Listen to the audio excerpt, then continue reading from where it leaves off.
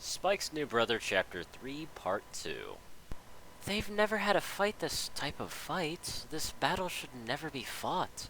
My fear is that it will take more than Twilight and her knowledge of friendship throughout her years in Equestria. I don't even think the power of friendship can fix it this time. Luna could only look up upon her sister with shock.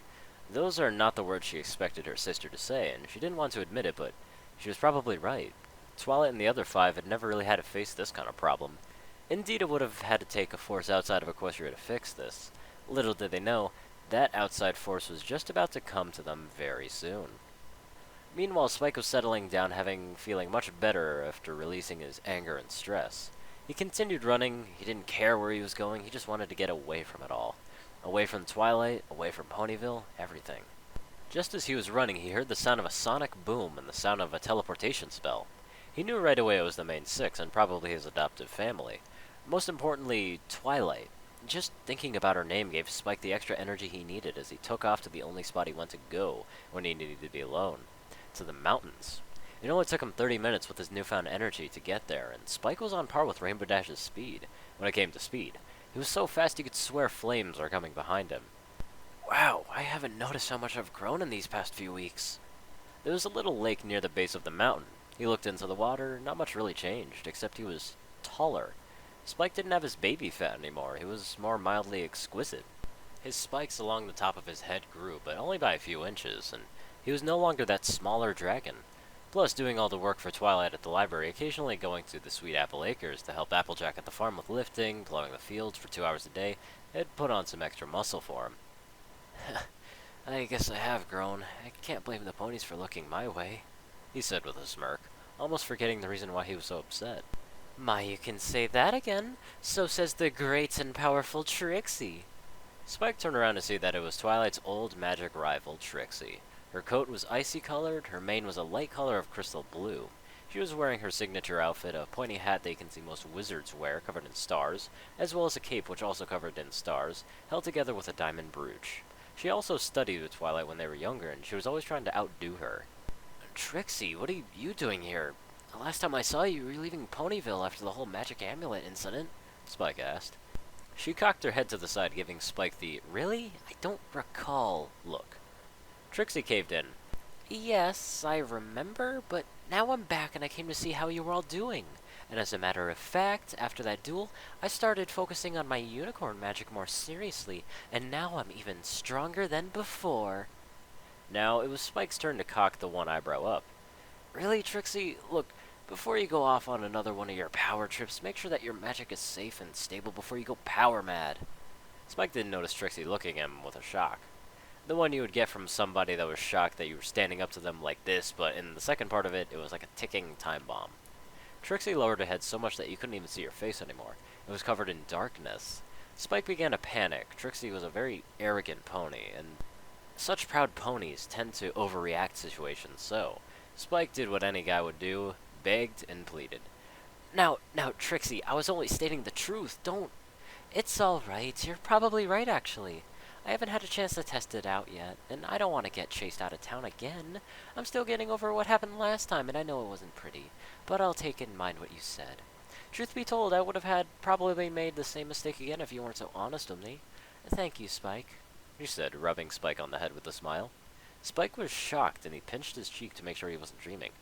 Ouch, he said with a disbelieved smirk. Well, I'm not dreaming. What? What are you doing, you silly little dragon? Trixie asked while she cocked her head slightly to the right. Spike waved his claws.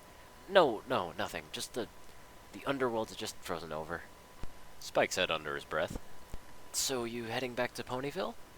Yes, and Spike, for your information, I'm trying to make up with all these ponies I was meant to. I got sick and tired of being chased out of towns because of my stupidity. Wow, you've changed. That's good to hear, Spike replied with a smile on his face. Now it's my turn to ask you some questions. Why aren't you with Twilight? Trixie wondered, not knowing what had been going on. From what I know, you two are always joined at the hip. I thought there was nothing that can separate both of you. Aren't you two like brother and sister? Spike twitched at that question, and his smile turned into a great frown. Trixie, if it's the same to you, I don't want to talk about that pony right now, Spike told her with a frustrated and disgusted look on his face. That pony? That pony? Trixie shockingly repeated to herself. Okay, now I know something's wrong with you, and I've never heard you address her just like that pony. Trust me, I know about being stuck up and hurt, and to hear you discuss her as some pony that I know, then something is very wrong. Now, Trixie, it's not a big deal. She and I just got into a fight. That's all. A fight? You two? I thought I'd never see the day. You and your sister. Trixie gasped, leaving her a wide open mouth. She's not my sister. She never was, Spike said in a growling tone. Well, by the stars, it must have been major indeed for you to act like this. You act as if she just told you that you're just a mindless beast and you needed to leave her life forever. Like, that would ever happen. Spike? Spike? Spike? Spike only remained silent, and Trixie realized that at that moment that Spike had tears in his eyes. He lowered his head down trying to hide them, but he just couldn't. That's when she figured out that she hit the nail on the head. Trixie was shocked and horrified. She looked at Spike square in the eyes with her jaw dropping. She didn't, did she? Trixie asked, waiting for a reply from Spike, but he didn't answer, until he wiped the tears off from his face. Yeah, she did. And you know the worst part of it? It was my birthday, Spike said with sadness written all over his face, at which point started looking down to the ground. He sat on a rock near the bank of the lake as he did, and Spike buried his face in his claws. Let's just say that I had a very, very bad birthday, and let's leave it at that. Trixie trotted up to Spike, sat behind him, and placed a hoof around his neck, trying to calm him. Spike thought it was bizarre. He thought that she was just stuck up and arrogant, but it seems heartbreaks and failures and trying to impress other ponies of how great and powerful she was finally straightened her out. Spike, I know we haven't seen eye to eye, and I have very few friends, and sometimes they get on my nerves more than anything, but one thing I've never done is see such a thing like that. Because, related or not, family is family, and some words can't be taken back without family. It doesn't matter if you're the leader of all the elements of harmony or a princess. Without family, you're just straight up nothing. Spike couldn't believe what he just heard. About a year ago, you'd think Trixie would never change. She was so high and mighty about herself. She didn't care about others, but right now at Spike's side was the most caring and understanding pony he was with right now. Thanks, Trixie. That means a lot. You sure have matured. Back in the old days when I tried to talk to you, you would have had a cow. Then Spike decided to have a little fun with her. And I must say, your beauty has matured as well as your icy blue mane, your beautiful eyes, beauty that even rivals Princess Luna. No. It surpasses her. When the full moon hits you, it just seems that your beauty is absorbing the rays of the moon and adding it to yours. Why, if I didn't know any better, I'd say you just ascended to that of a princess yourself. Spike laughs a little, expecting Trixie to just overreact back in the old days when he said stuff like this. He would usually get a threat from Trixie, and she did her best to boast about how powerful and almighty she was, saying that she could quickly turn Spike into a frog, and of course Twilight would warn Trixie to leave her little brother alone. To Spike's surprise, he heard a happy little humming and saw that Trixie was rubbing her forehoofs together. Figuratively, Spike, with his eye cocked up, got off the rock he was sitting on and walked over to Trixie. Spike was now worried about Trixie. He hoped he didn't make her sad. Spike didn't like to upset ponies after all, especially in this case. He'd already been through too much pain himself.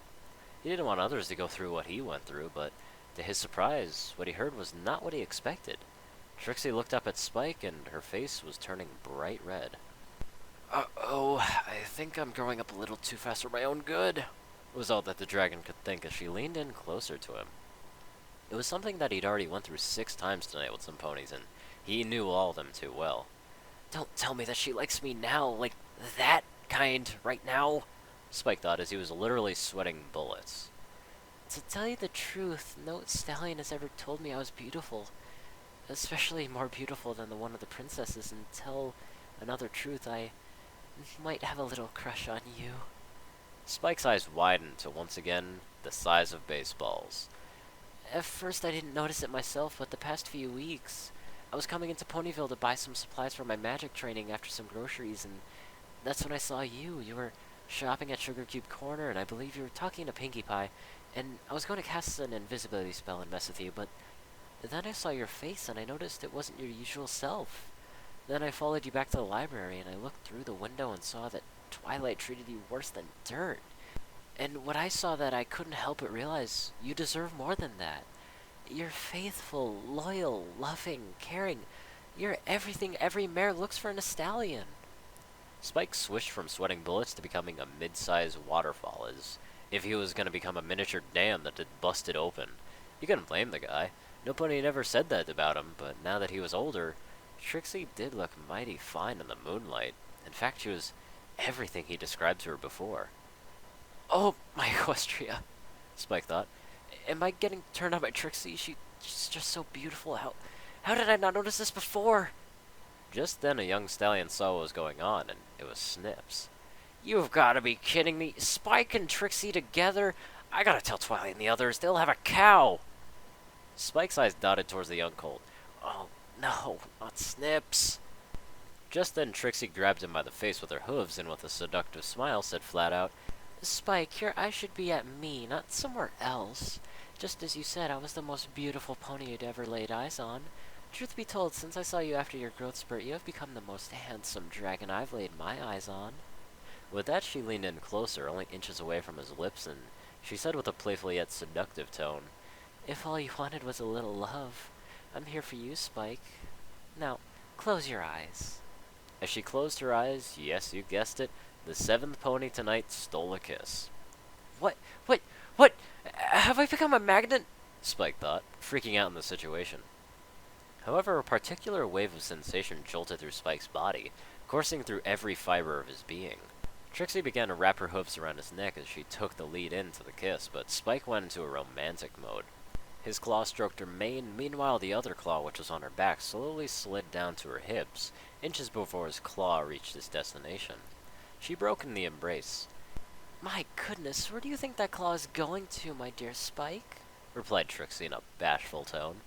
Spike was now taken back by the whole experience with her. He felt like he was in a dream, and he really, really did not want to wake up, but oh, he did. And when he heard the combined shout of 6 mares, all he knew that these 6 all went too well. That's what we want to know, too! The elements shouted in disbelief on what they saw. Spike just froze on the spot in his brain. Don't turn around. No, you stupid dragon. No, you'll surely die. You have so much to live for. Don't do it. Don't do it. But he did it anyway. Okay, your funeral, pal! And when he did, the color drained from him immediately. Instead of 6 ponies, there were 8. The main 6 and the other 2 was his mother and his extremely blushing aunts. By Equestria, Spike, what did thou listen to kiss like that? My goodness, you become a regular Casanova, she said, smiling, once again blushing profusely. She then began to laugh out of happiness for her nephew, and she also found the situation fairly hysterical. As for his own mother, she was completely shocked. She was frozen in place, just like some pony had been using a disabling spell on her. Spike noticed Twilight with them. You again? Leave me alone! Spike yelled at his sister. Twilight had expected this, but was still taken back. Spike, first of all, why in the name of the underworld are you kissing Trixie on the lips? Same here, cried the other enraged ponies. And if you ever cheat on a woman like that, it's in love with you with another, it's not going to be pretty. Oh, yes. Well, I see. It's a funny story. You'll love this. Bye! Spike did the only thing a guy could do, and that was running as fast as he could for the hills, or someplace other than the one he was at right now. Because if he didn't, oh, he was gonna die. In that moment, he took off in a flash of purple lightning. Spike was so fast he created his own sonic rainbow, much like Rainbow Dash's sonic rainbow, but this one took the form of a dragon-breathing lightning. Upon seeing this, Rainbow Dash thought to herself, That's it, I'm gonna make this dragon mine. There's no way Trixie or the others are getting him. However, Spike was miles ahead of them already. It seemed like nothing could stop him until he realized he was back at the castle. He looked back, shocked with amazement. Wow, I have really grown. I've never ran that fast in my entire life, and did I do a sonic rainbow? I better watch out for Dash. She'll challenge me to races left and right. But before that Spike could finish gloating about his new achievement, he heard the sound of a teleporting spell, and it was Twilight. She doesn't know when to give up, does she? Spike ran with his newfound speed into the castle wall.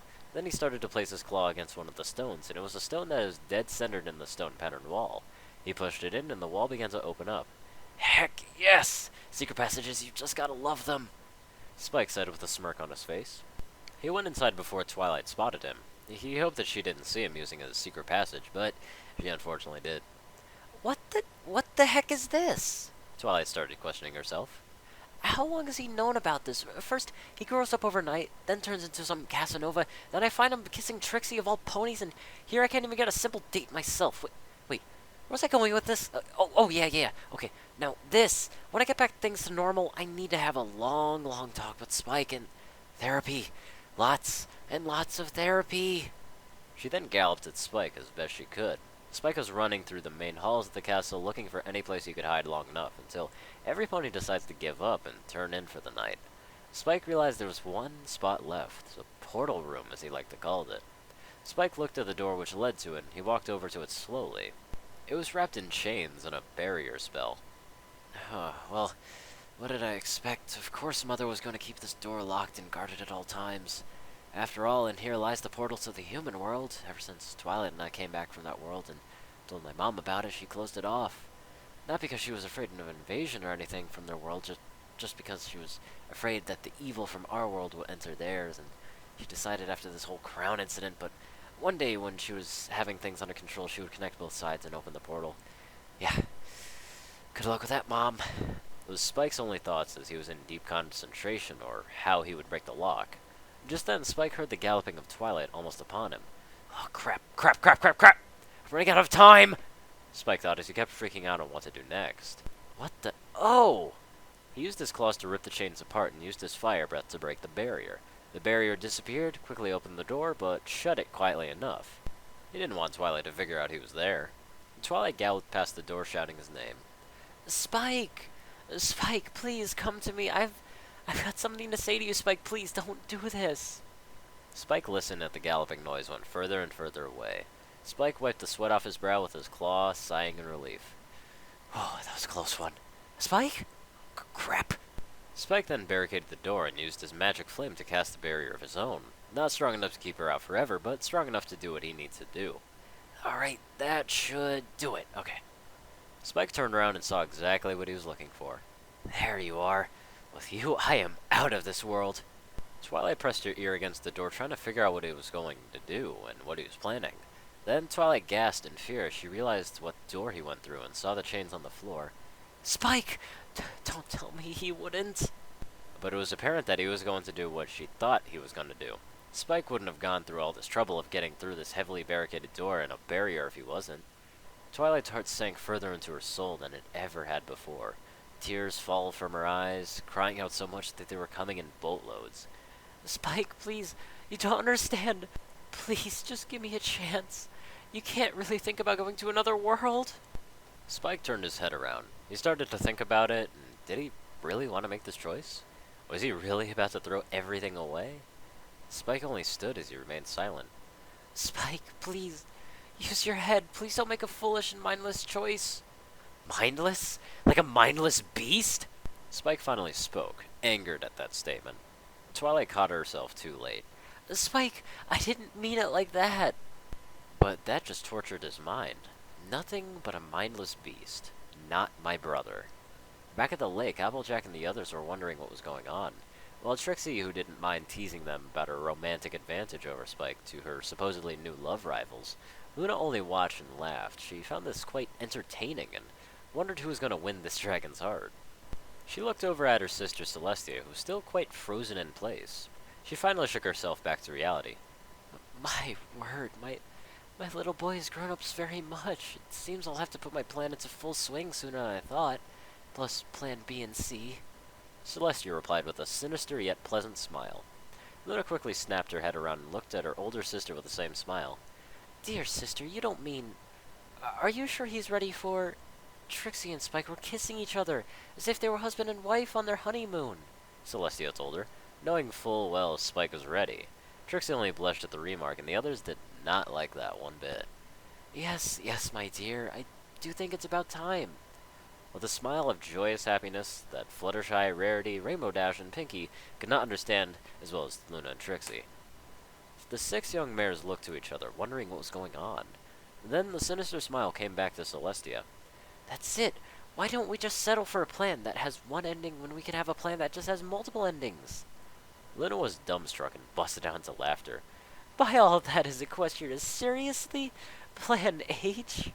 She said that as she put a hoof over her mouth trying to subdue her laughter. Don't you think that's a little bit much?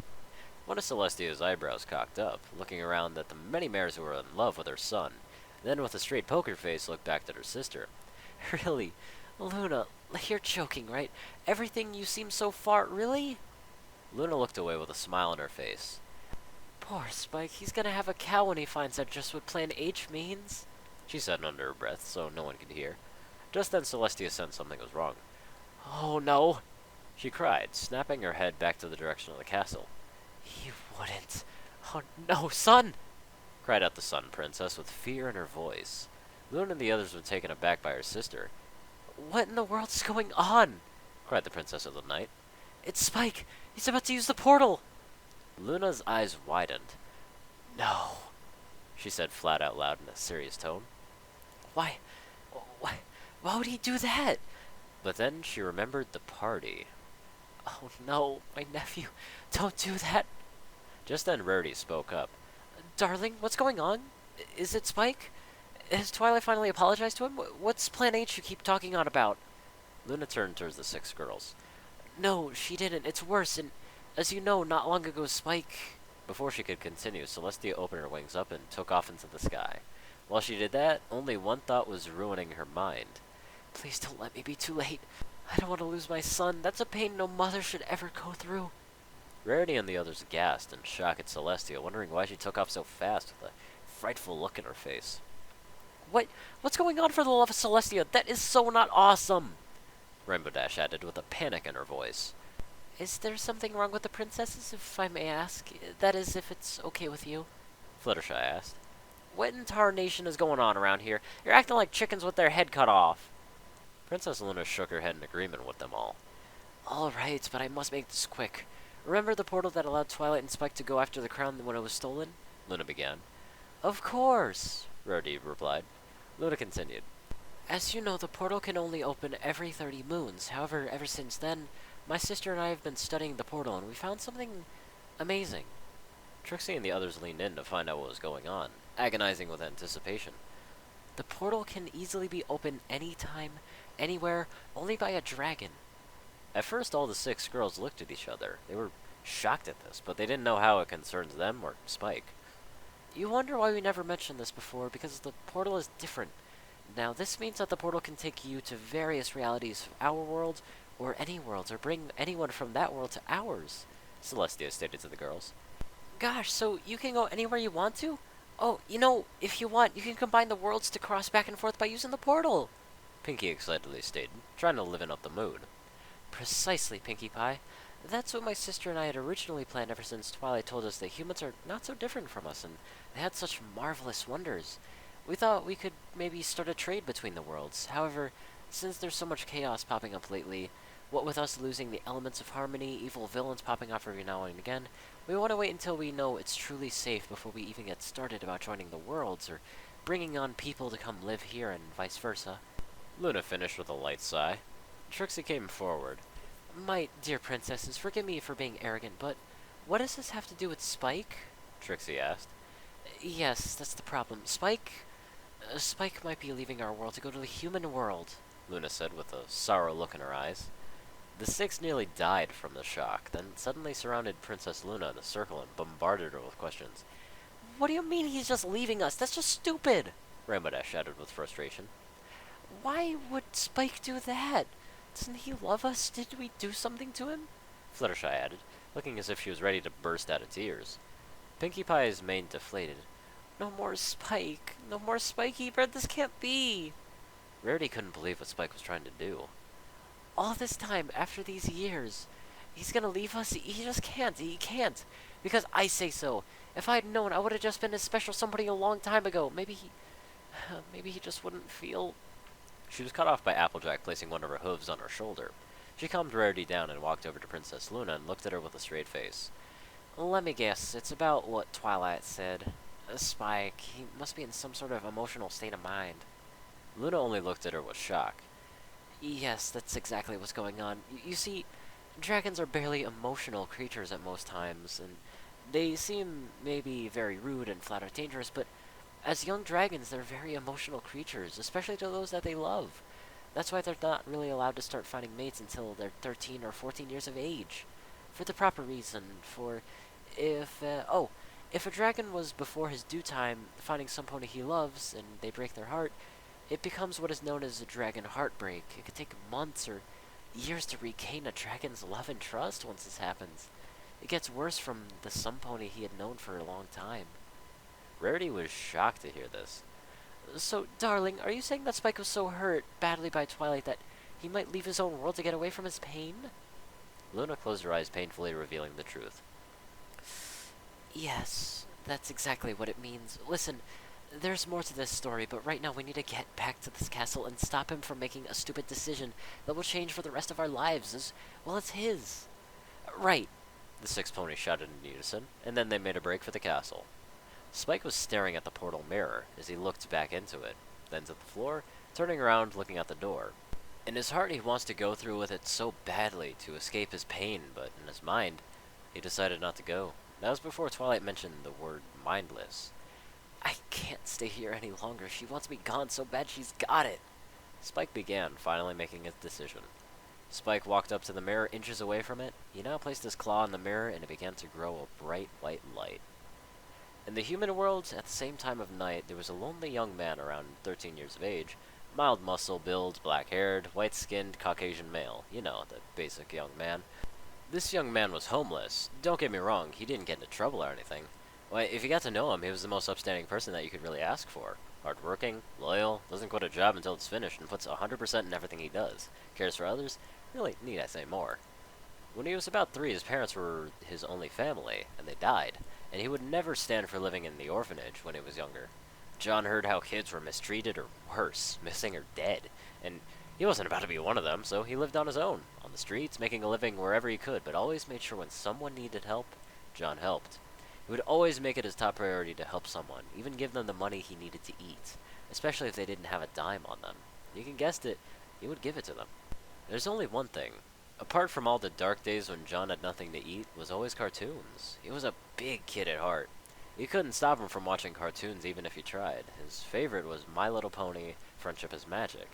At shelters and food banks, they would have TV, and whenever John had the chance, he would try to watch. He first started to watch the series when he visited a homeless shelter in Darlington. The moment his brown-colored eyes saw the show, John was hooked. John couldn't stop watching it. It gave him hope. If ever in a pinch, he always thought, what would Rainbow Dash do? Or Spike? Would they give up? No way. No matter what the situation. All the days he wished to go to Equestria, the world where you're accepted first and not judged later. You can get a job not based on what you came for, but how much you were willing to work to put into that job, and maybe, just maybe, find himself a real family.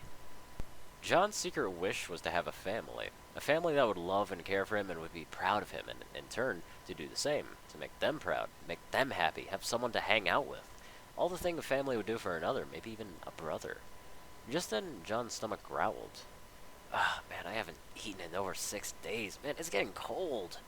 Man, going from town to town and looking for a job is not easy, but who cares? My dream job was thrown out the window. I can't believe I didn't even get the job. I studied that part for weeks. I did it without food. I wasted money on supplies when I could have just been saving up a house, or at least a cheap hotel. John walks down the streets of the town to Equestria. Yeah, that's right, the counterpart version of the pony Equestria. 6 hours later. Alright, John, get it together. This is your big chance. You have been on the streets for 10 years now, and you're going from town to town, city to city, and now your dream job awaits. Voice acting. Not just any voice acting. Voice acting for the My Little Pony Friendship is Magic show you've loved for 6 years now. If you can land this part, this job can help you turn your life around. Food, shelter, bath, and more. John hyped himself up for the big game changer. John was sitting in the audition room when one of the men in charge came out with a clipboard checking the list of names to see who was the next for the job audition. He looked at John. Are you John? He asked. Yeah, that's me. You're next, son. Come with me. John got out of his seat nervously. His hands twitched and started to sweat. This is one of the biggest auditions of my life, he thought. Then he looked at the man in the business suit. You know, the uptight business suit figures, like a mild yet dressed for a business kind of guy. It was about maybe 6 foot, muscular build, blonde hair, and a beard, kind of like somebody out of Duck Dynasty. He smiled, stuck out his hand. Hi, son, happy to meet you. Name's Jeremy. John nervously smiled and shook his hand with a firm handshake. Jeremy only laughed. Don't be so nervous, son. Just do your best and you'll be fine. John smiled weakly. That's easy for you to say. You're not homeless, and this job doesn't determine how you live the rest of your life. Wait, you're homeless? Jeremy questioned in shock. John quickly snapped his head around and noticed that Jeremy had heard him the whole time. John started freaking out. I'm so sorry. I didn't mean anything by it. Please don't kick me out before the audition begins. He was practically pleading and begging at this point. But Jeremy only looked at him with the "what the hey are you doing" look. He gently placed his hands on his shoulders and looked at him. Whoa, calm down, son. Why would I ever do that? I was just asking a question. You just don't look homeless. Jeremy looked up at John up and down, and John was wearing a bright white business t-shirt, buttons at the collar, khaki pants, and light brown colored church shoes. You know, something the most young men wear to an audition or business meeting. And John noticed this. I bought these at Goodwill with the only money I had on me for doing side jobs on the streets. Sir, these are the only clothes I wear every day. I've been studying for this part for weeks on end. Please, if I'm bad, then yeah, I don't deserve it, but please give me a chance to prove myself. Jeremy's jaw dropped. Son, replied Jeremy with a smile, I might consider hiring you right here, right now. Now, if you're going to put that much dedication and learn simple parts that might take only, 2 seconds, I'd say you're worth keeping. So, how many weeks did you study this plot? 6, sir. 6 weeks flat, John said, nervously excited. Jeremy was dumbstruck. 6 weeks? Boy, you mean to tell me that all that time you could have at least gotten a decent job to get an apartment or hotel room? Instead, you kept that dedication for just this job? Boy, forget the audition, you're hired. John couldn't believe it. He'd gotten the job. He actually really done it. Thank you, Mr. Jeremy. I swear, I'll make sure you won't regret it. Jeremy busted out into laughter. It's alright, son. Don't worry about it. We'll get you trained. Just then, his secretary, Miss Janice, walked into Mr. Jeremy and John. Oh, is he here for the interview? I'm so sorry to say, but I already just found someone, Janice added, not knowing what she ruined. What? Mr. Jeremy snapped his head around and towered over his secretary. You did what again? Janice had just realized what she had done and was afraid. Jeremy was not the guy who liked people doing his job. He hired people to do the job he hired them for because if somebody oversteps their boundary of their particular job, they can make tremendous mistakes in his opinion. Say, like this instance, he could lose out on a great employee to be. Jeremy turned around to John with a nervous look on his face, but he shook it off and presented a smile to John and said, Jeremy calmly, John, could you wait here a minute? I need to talk to Janice for just a few seconds. John twitted his thumbs and looked nervously at Mr. Jeremy. Oh, yes, sir. Take as much time as you need. You're the boss. That was more than enough to hurt him. Jeremy then turned around at his secretary, Janice, with the meanest look he had ever made in his life, and Janice cringed behind her clipboard. Mr. Jeremy pulled Janice down the hall where John couldn't hear.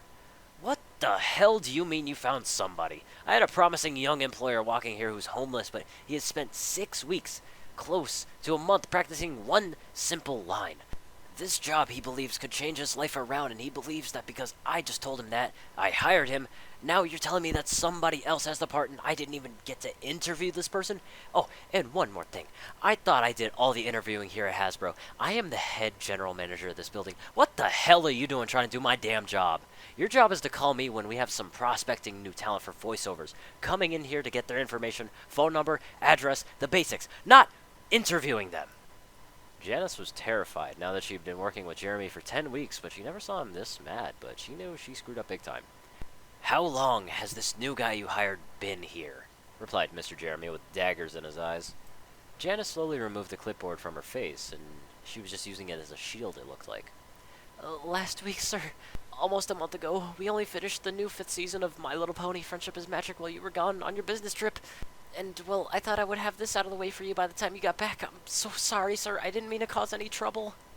Mr. Jeremy's heart sank. I know you're in charge while I'm gone, but that doesn't mean you're in charge of big decisions like this. We've been through this. I know you're my daughter and determined to make a name for yourself, but you can't rush it like this.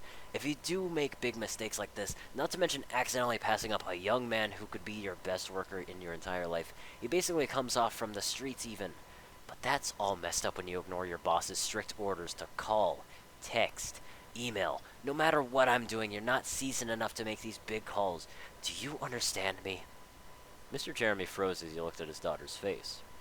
She had placed a hand over her mouth, tears in her eyes, and Mr. Jeremy realizes what was going on, and he slowly turned around to see that John was worrying about what was going on, since Mr. Jeremy was taking too long to come check on him, and was right behind him for the entire conversation.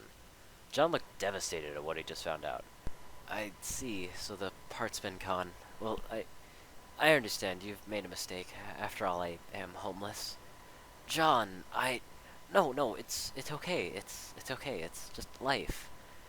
With that being said, John turned around and went out of the building as fast as he could plainly, with tears in his eyes. The one job he wanted, the one job he worked so hard for that could turn his life around, was gone. He never had a chance. The moment he thought about it, all the time he spent studying for the part, someone already took it. And Mr. Jeremy busted through the front doors of the building. John, wait, come back. We could find a place for you here. But John wouldn't hear it. He was miles away living on the streets. Sometimes you just had to be fast to survive. He ran until there was nothing but a black dot in the sunset. Just then, Janice tried to place a hand on her father's shoulder. However, Mr. Jeremy only replied, Don't touch me. Don't even look at me. Don't even speak to me for a while. He said in a serious, quiet tone that could freeze any soul of any man. Because of you, your inexperience, and your big need to try and do a job that you clearly were not ready for, I have probably lost one of the damn good hard workers, probably the best you will see in a damn lifetime, that basically came off the streets. Janice couldn't say anything, and she knew he was right. She just turned around and hung down her head in shame and went back into the building. Mr. Jeremy decided to go back inside, as well as he turns to see the direction John had ran to one last time. I'm sorry, my boy. I didn't mean to hurt you like that. I know how you feel. I lived on the streets too till I was 20, he said. Tears were in his eyes, turning around hopefully to see John coming back, but no luck. He held his head down in shame and went back inside. Now back to where we were last left off. John was walking down the streets of First Evans of Equestria Central Park. Then he came to a high school, and John was looking for a place to sleep for the night. Without a job, he can't get money, and without money, he can't get a hotel room. And in that one moment, his spirit broke. I've had it. I can't do it. I'm not some cartoon character. Heck, even they need food. While he was complaining, he realized that he came to a high school, and it was winter break. So there was no students on campus. He looked up and stopped his complaining. He looked around to make sure that there was no security, and he needed a place to stay. He was walking into the central yard of the high school, and it was a full moon, and the stars were out. He was standing behind a statue, apparently, and it was a statue of the main animal that represented the school. A unicorn standing on its hind legs, and its mane gleaming with power. All he could do was bask in its glory and taking in the battle stance to do a battle. John's stomach began to growl. Well, might as well try to rest my soul here. He sat down behind the statue and looked up into the sky with tears in his eyes. He then noticed a shooting star and thought, what the heck? What's the worst that could happen? He clamped his hands together and began to pray. Good Lord on the star, I know this may seem much for a nobody like me, but I want to leave this world and go somewhere where I can have a family and have friends, a place where you are accepted first and judged later, where they appreciate a good hard worker and to start my own family. Well, that's too much, I understand. Spike, open this door, please! Twilight pleaded, but Spike ignored her as he stared into the white void of the portal. He heard another voice. Spike the Dragon, open this door. You're making a big mistake. It wasn't Twilight Sparkle's fault. Celestia tried to reason with him, and he clenched his claws.